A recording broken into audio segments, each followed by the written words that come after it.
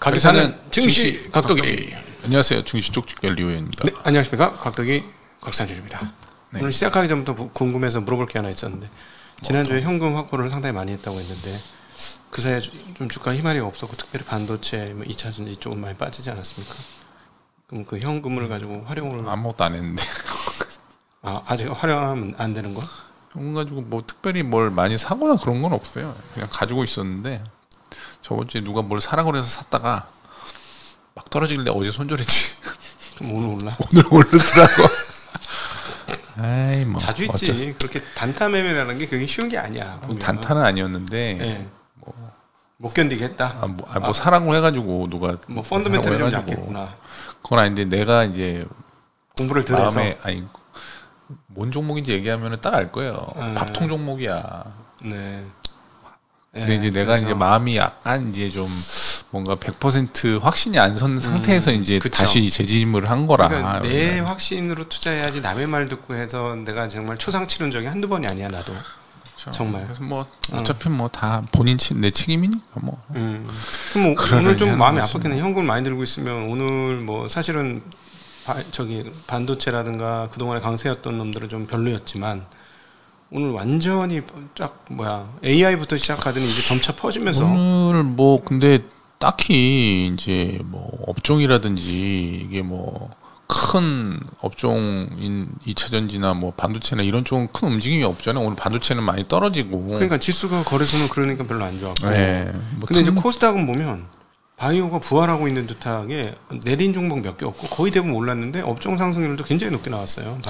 바이오 제약주들이라고 좀 통칭하기 좀 어렵지 않아요? 요즘에 뭐 AI 관련 의료 AI 뭐 의료 진단 뭐 이쪽이라든지 아니면 비만 치료제, 오늘은 비만 치료제 뭐 한미약품 이런 게 상승했고. 네. 그리고 느낌상 휴젤과 메디톡스가 뭐가 있을 것 같아요. 미용 관련주들. 예, 그것도 제약에 편입되어 있거든요. 그래서 제약 지수가 많이 올랐는데 그 두 개가 워낙 시가총이 큰 회사라서 두 개가 최근에 같이 오른 적이 없어요. 같이 오른 거 봐서는 둘 간에 무언가가 있을 듯한 느낌을 많이 받습니다. 뭐 메디톡스는 무슨 뉴럭스인가? 뭐 수출이 뭐 기대가 된다 그래서 오른 것 같고.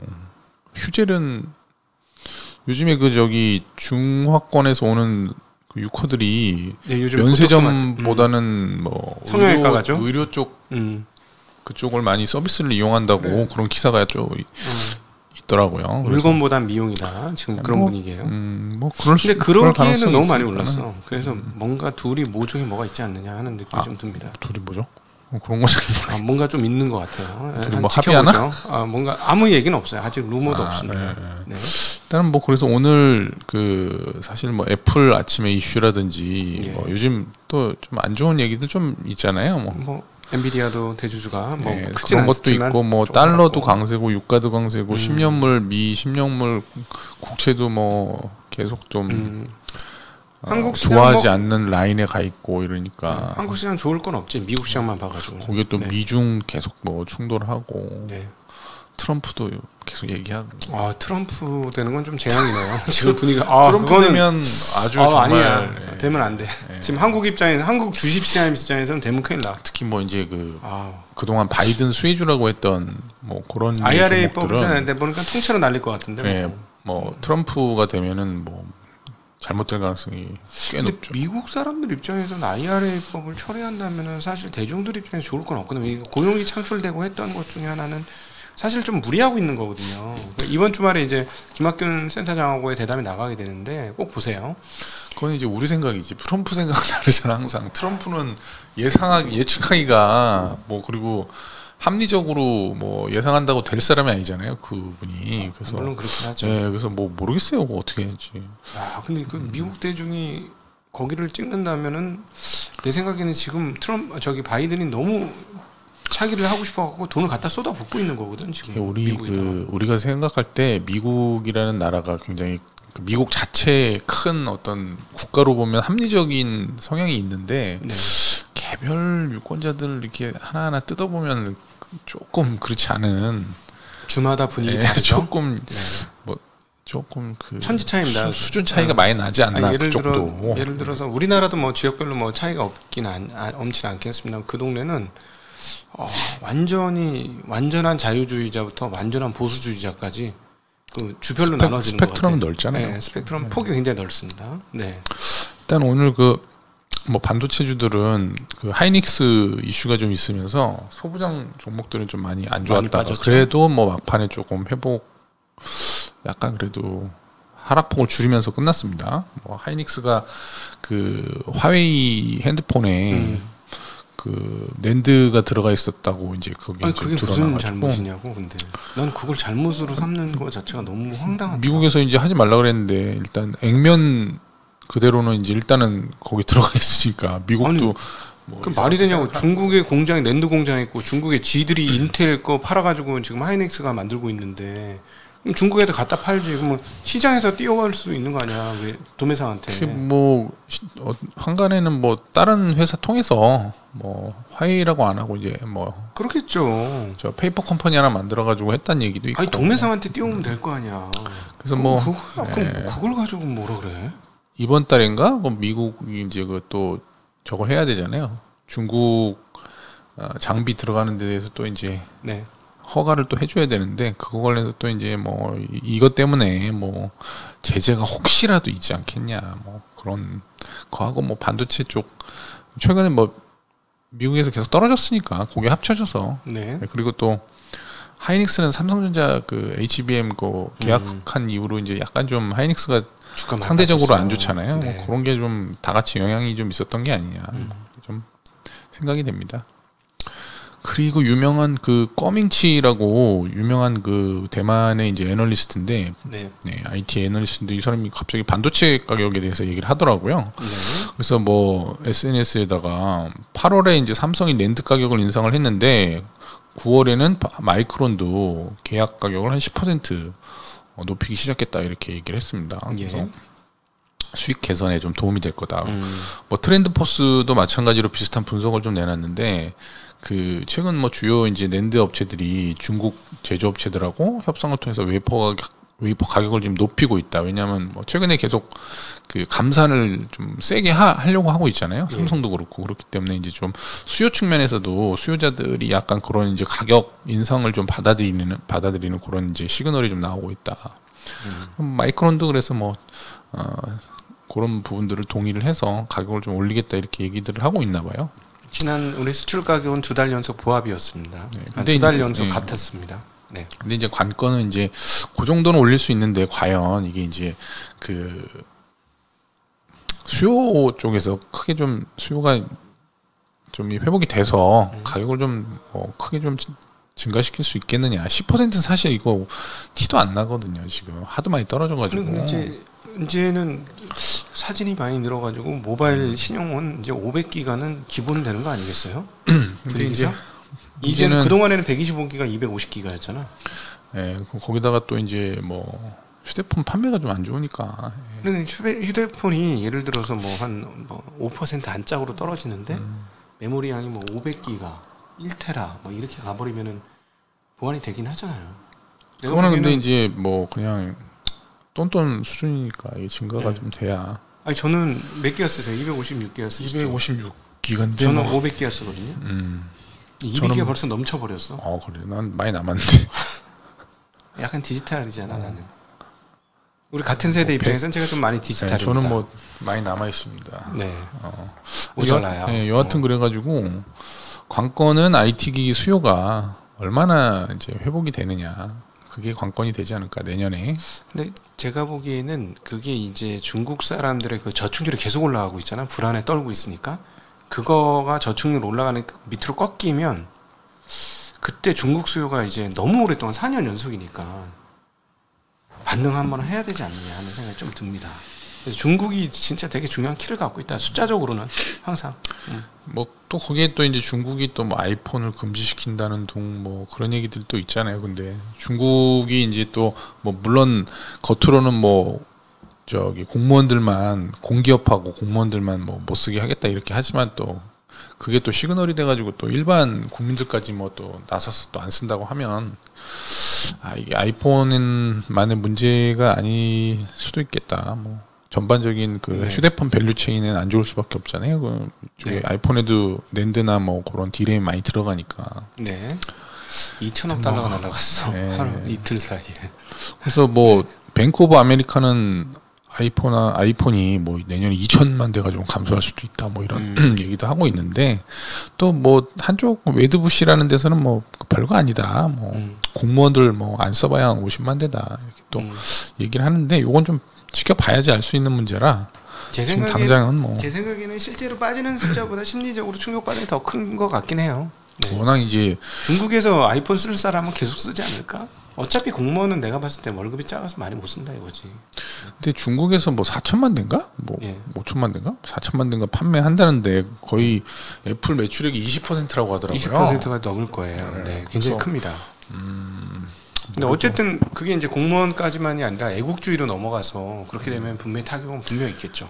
물론 뭐 저기 아이폰 생산을 중국에서 하니까 자기네들도 일자리가 걸려 있어서 뭐 완전히 뭐 진짜 그렇죠. 뭐 파국으로 가려고 하는 건 아니겠지만 여하튼 뭐 좋지는 않은 소식이니까. 성장률만 꺾여도 아이폰 주가에는 안 좋죠. 네. 그렇지 않겠습니까? 네. 그러니까 항상 꾸준히 성장하고 있었는데 갑자기 성장이 멈췄어. 이래버리면 왜 중국에서 빠져가지고 성장이 멈췄어. 이렇게 되면은 분위기는 안 좋아질 수 있죠. 그동안 사실 아이폰은 안 건드리지 않았나요? 안 건드렸죠. 근데 아이폰까지 건드리니까 하웨이 건드리니까 건드리는 것 같아요. 네. 이제. 그러니까 뭐 왜냐면 화이폰이 지금 3년 만에 나왔잖아요. 네. 그것도 밀어줘야 되니까 좀 팔려야지 되잖아요, 걔네들도. 나는 근데 그 OS를 뭘로 썼는지가 너무 궁금하네. 걔네 자체 OS 하면 그거 안 될 텐데. 예. 아니 그래도 뭐 중국 내에서는 팔리니까. 어차피 수출보다는 네. 뭐. 좀 봐야 되겠어요. 한 예를 들어서 한 1,000만 대까지는 팔릴 수 있는데 그 이상 팔리려면 수율이 맞춰주고 뭐 등등등 여러 가지 해야 될 것 같은데. 예.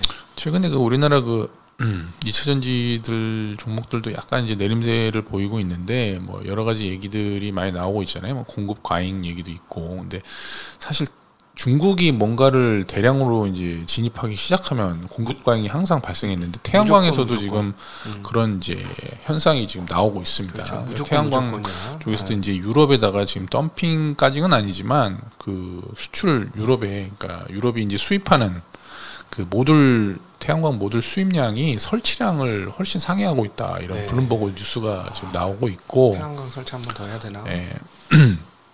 장기적으로는 지금 뭐 미국 시장의 진출을 지금 중국이 못 하고 있지만 뭐 어차피 쿠션으로 뭐 딴 쪽에서 이렇게 공급 과잉이 일어나면 영향을 받을 수밖에 없잖아요. 그래서 이번에 그 상무장관 나왔을 때 했을 얘기 보니까는 예를 들어 관광과 보잉 항공기를 사주면 우리도 너희 태양광을 사줄 걸? 뭐 이런 느낌이 있던데요. 네.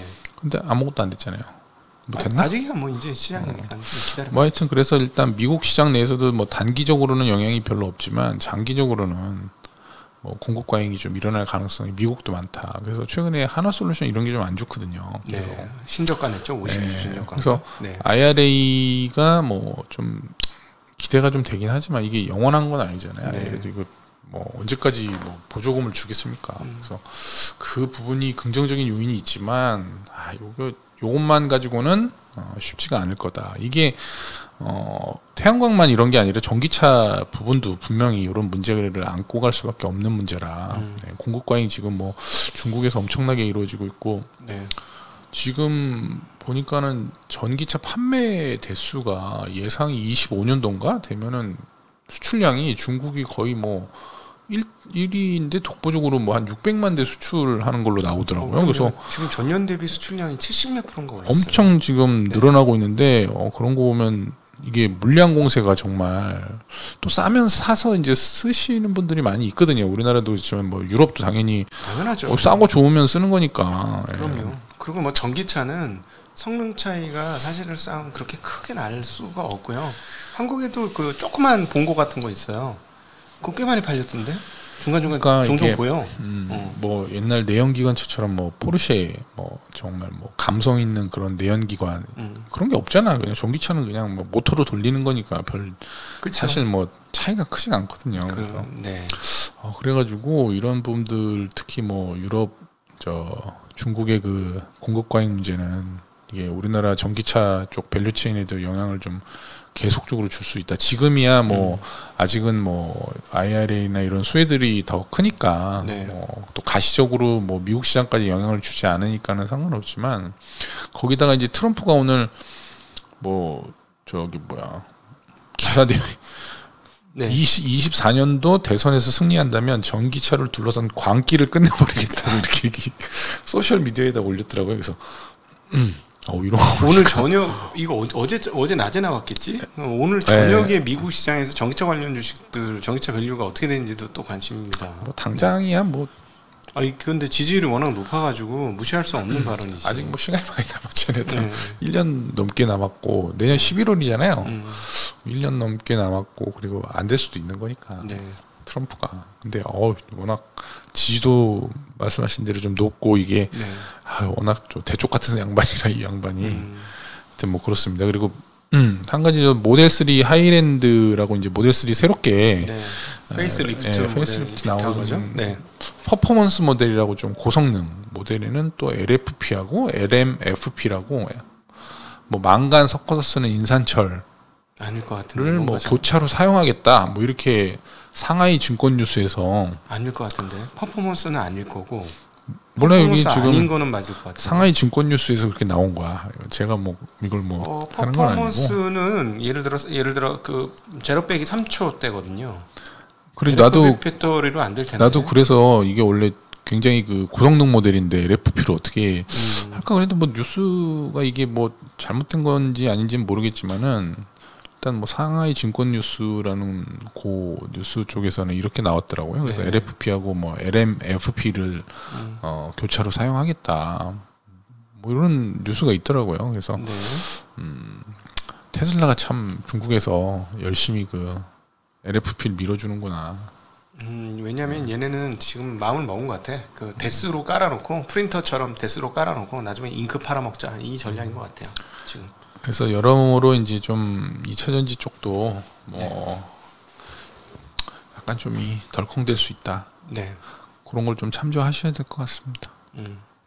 그리고 오늘도 뭐 비만 치료제 관련해서 이제 좀 굉장히 좀 시장에서 이슈가 되고 있는데 JP 모건에서는 비만 치료제 관련 시장이 2030년도에 44조 원, 올해 24조 원이었거든요. 3조 2천억 정도 규모인데 2030년도에는 뭐 44조 원으로 엄청나게 네. 한 10배 넘게 성장할 거다. 32년도에는 뭐 94조 원, 거의 100조 원 네. 시장이 될 거다. 이렇게 뚱뚱한 사람들이 미국에 엄청나게 많기 때문에 뭐 전 세계적으로 많죠. 선진국에. 그래서 그 사람들 다 비만 치료제로 실컷 먹고 또 치료하고 이걸로 약으로 치료하고 그렇게 될 거다. 이렇게 지금 JP 모건에서 예상을 하고 있고. 네. 그래서 뭐 그 대표적인 뭐 노보노디스크라든지 이런 회사들이 지금 유럽에서 뭐 시총 1위를 달성하면서 그 이유 때문에도 이제 국내에서 약간 좀 비만 치료제들이 좀 이슈가 되는 부분도 있습니다. 그래서 예. JP 모건 분석가 쪽에서는 이제 노보노디스크하고 일라일리 제품이 뭐 거의 대부분 차지할 거다 이렇게 예상을 하고 있는데 뭐 국내에서도 지금 뭐 한미약품이라든지 뭐 동아 ST 뭐 이런 데서 뭐 비만 치료제, 그러니까 원래 당뇨병 치료제로 썼던 건데 뭐 네. 전용해서 이제 비만 치료제로 다시 임상을 하겠다 이렇게 해서 약간 수혜를 좀 네. 받는 측면이 있습니다. 확장이 되니까 업종이 확장이 되니까 뭐 주가가 진짜 미친 듯이 가는 거지. 네. 일단 뭐 그래서 그쪽도 뭐 하여튼 뭐 그쪽은 커지는 건 맞는 거니까요. 뭐 이게 뭐 수치가 뭐 이게 정말 그렇게 되는지 안 되는지 모르지만 뭐 비만 인구들이 워낙 많아서 진짜 그걸 병으로 이제 인식을 하는 거니까요. 네. 그쪽이 커지는 건 맞다 이렇게 보시면 될 것 같고요. 네. 그리고 그 최근에 이제 골드만삭스에서 이제 뭐 최근에 뭐 경기 침체 확률을 뭐 또 20에서 15%로 낮추는 뭐 그런 얘기 나왔었는데 15%면 사실 일반적인 수치거든요, 이게. 네. 경기가 좋을 때도 침체 확률이 15% 되는 거 아니겠습니까? 그래서 이게 의미가 있나, 이게 이제. 이 정도면은 이제 거의 경기 침체에 대한 우려는 거의 주식시장에 아예 사라지는 게 아닌가. 네. 근데 이런 게 없어지면 주식이 올라갈 건덕지가 좀, 거리가 좀 약해지는 거라 좋은 거라고 좀 해석하기가 지금 현재 상태에서는 좀. 네. 주가가 올라 있으니까요. 뭐 내렸을 때 이런 거 나오면 뭐 좋은 거지만 주가가 많이 올라 있으니까 그런 측면도 있지 않나 그렇게 좀 생각이 됩니다. 그리고 이제 그 올해 그 거래 대금이 코스닥이 8일까지 10조 7천억, 뭐 10조 8천억 일평균 거래 대금 10조 8천억이었는데 코스피는 10조 500억. 네. 그러니까 일평균 거래 대금이 코스닥이 더 훨씬 큰 거죠. 예, 그렇죠. 근데 시가총액 면에서 뭐 거의 5배 이상 코스피가 큰데 그러면 네. 이게 회전율이 뭐 코스닥이 엄청나게 크다 그렇죠. 이렇게 봐야 되는 건데요. 단타치로 많이 들어갔다는 거죠. 이게 코스닥 출범한 27년 이래로 처음이라고 합니다. 이게 그래서 이거를 어떤 코스닥 성장주들의 새로운 뭐 이렇게 새로운 각광을 받는 뭐 새로운 이게 뭐 이상 현상인지 새로운 추세인지 그거를 좀 살펴봐야 되지 않을까. 근데 뭐 투기적인 좀 흐름들이 최근에 많아져서 그런 연장선상이 아닌가 그렇게 좀 판단이 됩니다. 그리고 오늘 그 레인보우 로보틱스 최근에 뭐 로봇 진짜? 관련주들 뭐 계속 좋은데요. 네. 와, 지금 레인보우 같은 경우는 이제 4조 정도 지금 시총인데 사실 뭐 실적 이런 거 대비해서는 뭐 좀 나오기가 좀 쉽지 않은데 뭐 MSCI 이제 11월에 편입될 수 있다라는 그런 기대감이 있어서 선반영이 계속 되는 게 아닌가. 그리고 제2의 에코프로처럼 될 거다 뭐 이런 얘기들도 있고 뭐 개별적으로 알아서 양산이라도 해야지. 에코프로는 양산을 빵빵빵 했는데. 뭐 그러니까 개별적으로 알아서 이런 거는 뭐 판단하셔야 되지 않을까. 뭐 저희가 이걸 뭐 사랑하지만 말씀드리기 좀 어려운 거고. 네. 그리고 오늘 뭐 아까 말씀드렸듯이 미용 관련주들도 오늘 좋았고요. 업종별로는 뭐 전기가스 업종이 3% 상승했고 보험이 2%, 철강금속이 1% 이렇게 상승을 했습니다. 뭐 한전하고 가스공사가 뭐 오랜만에 3%, 2% 상승을 했고 보험 업종도 현대해상 4%, 뭐 삼성화재, DB손보 2%. 철강금속 중에서는 포스코홀딩스 2% 상승을 했습니다. 네. 반면에 하락은 종이목재에서 영풍재지가 2% 하락하면서 뭐 약간 뭐 약보합으로 마감을 했고요. 하이닉스가 3%, 4% 정도 하락하면서 전기전자 업종이 좀 안 좋았습니다. 애플이 안 좋으면서 LG노텍도 한 2% 넘게 하락했고요. 지수는 뭐 오늘 거래소는 변동이 크게 없었습니다. 2,546포인트로 약보합으로.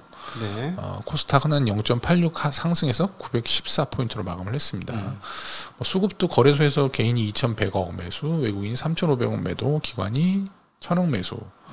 코스닥은 뭐 개인하고 외국인이 한 4,000억씩 매도를 했고요. 기관이 1,100억 매수를 했습니다. 그래서 시장은 뭐 그냥 박스권으로 보는 게 네.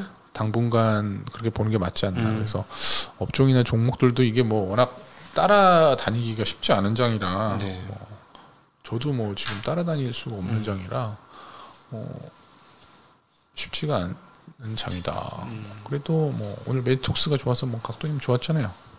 근데 어쨌든 계속 그 개인 거래 비중이 높으면 이렇게 테마용 흐름들은 계속 갈 거고 추세용 흐름들은 가려면 결국 외국인들 들어와야 되고 외국인들 들어오려면 제가 보기에는 반도체 주식 좀 올라야 되는데 반도체 주식들은 조금 계속 시간을 끌고 있는 그런 상황이니까 네. 뭐 대다수가 즐거운 어떤 그런 흐름이 나오기에는 네. 쉽지는 않다. 지금 추세가 나려면 저는 외국인 들어와야 된다고 봅니다. 네, 일부 이렇게 뭐 단타 치시고 뭐 매일 매매하시고 이런 그런 분들은 뭐 매일매일 뭐 다른 종목 매매하시니까. 네. 근데 지금 보시면 전문가들조차도 단타 쳐가지고 깨졌다는 얘기를 할 정도인데 어려워요. 단타는 아니라니까. 어제 되어도 뭐 단타로 끝났잖아. 마무리는. 단타가 아니고 이제 끝났잖아. 5% 마이너스 나니까 룰이 나서 손절한 거죠. 5%를 개인적으로 정해는 5%밖에 룰을 안 정해놨어. 아니 5% 10%예요. 저는 5% 10% 빠지는 걸로 마이너스 손절 컷을 했으면 갖고 있는 거 중에 10개 중 9개는 다 손절했어야 돼요. 다는 아니지. 그렇게 하는 게 있고 아예 처음부터 이거는 안 하는 게 있고 그런데 뭐 네. 잡고 들어가는 게 있고 안 잡고 들어가는 게 있잖아요.